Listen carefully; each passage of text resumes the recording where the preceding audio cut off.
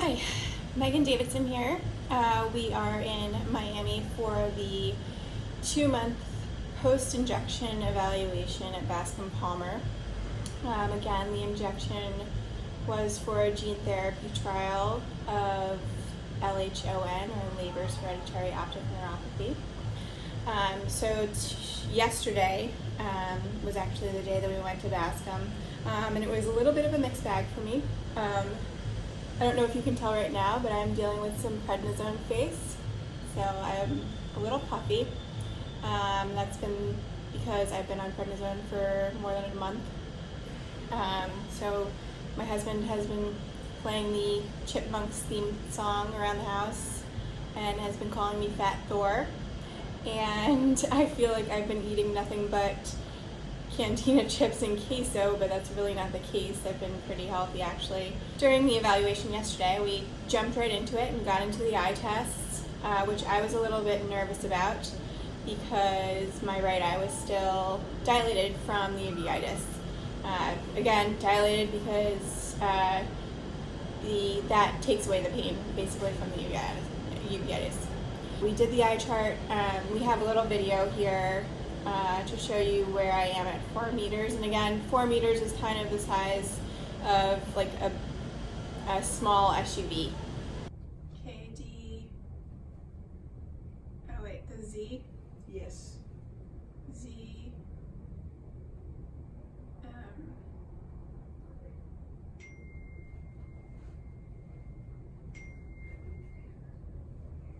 K.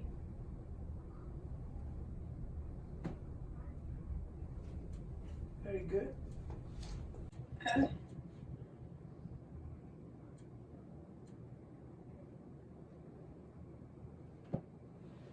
C. So I can read the top line pretty much, but I can't read much more than that. And before I could do a little bit more than that, so that brought me back from 2160 to 2200. Which was a little discouraging, but everyone kind of said to me, snap out of it. You have a lot going on. You're on steroids, you have uveitis, you have floaters and cells going on in your right eye, and we're just going to keep moving. So we kept going with some other tests. Scott was there to document some of the other tests that we do. He grabbed a shot of a PERG, just so that everyone kind of knows what's going on when I go down there. So a PERG is like an EKG for your optic nerves.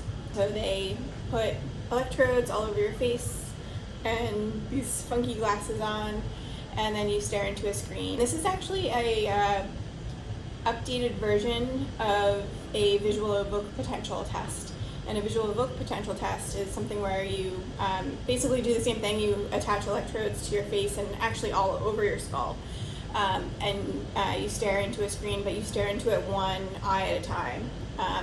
So they get it with each optic nerve, but somehow this one's a little bit more progressive and current. So that is one of the tests that I do on a regular basis. So you can see that, and you can also see some more of my prednisone puffy face, which I'm not proud of, but is part of the journey.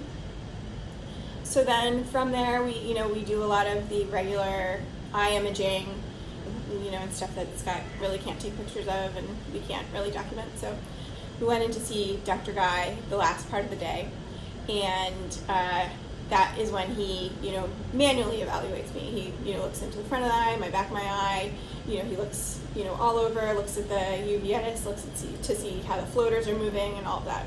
And he kind of said, Megan, this looks so much better. And I said, I thought so, but good to hear you say that. So that made me tear up.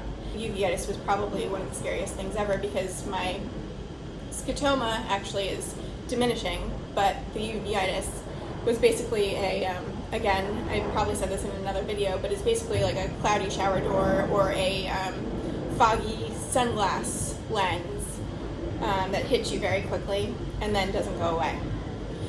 It didn't go away for a month or two, and then once it didn't go away, you had to be on steroids, and once it didn't go away, you had to have your eye dilated for a decent amount of time. So it's been a little bit of a long journey, especially where we are in a world where we're used to taking Tylenol and feeling better within a couple hours. So that was a positive. And then another positive from yesterday was that Dr. Guy was looking at my visual field test. So a visual field test, which if you don't understand is you basically go and your head is put in a bubble, and you look at the center of the bubble the whole time, but then bright lights pop up around that bubble, and you just have to click a button every time you see that bright light. That basically points out where your blind spot is, as long as you are true to the test, and most of the machines that do the test can tell if you're true or not. My visual field test has been very promising and has been showing that the scotoma in my right eye between June and now has been diminishing. So that is pretty cool. So that was one of the big ones that kind of got me really excited. But and Dr. Guy said, yeah, you should be excited about this. And once your uveitis clears up, you're going to be able to start reading like at least street signs again. That's saying like your acuity is going to come back. You need to just be positive. So that's where we are.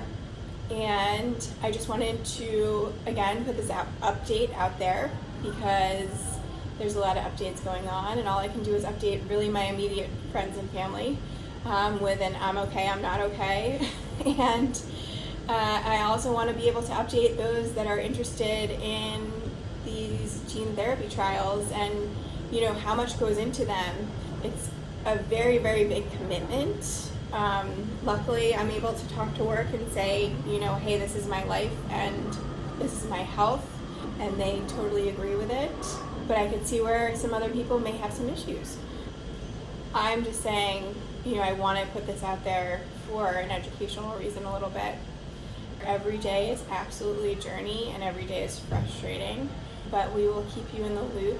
And much love, more to come. I'm currently working on a video of the full diagnosis process between being told that I lost my central field of vision in my right eye and possibly having MS to the actual LHON diagnosis, and kind of where we went from there to that step to where we're going, and keep going to make sure that I just don't rest in my laurels and say, I'm going to have vision loss and that's going to be me, because I need to keep moving.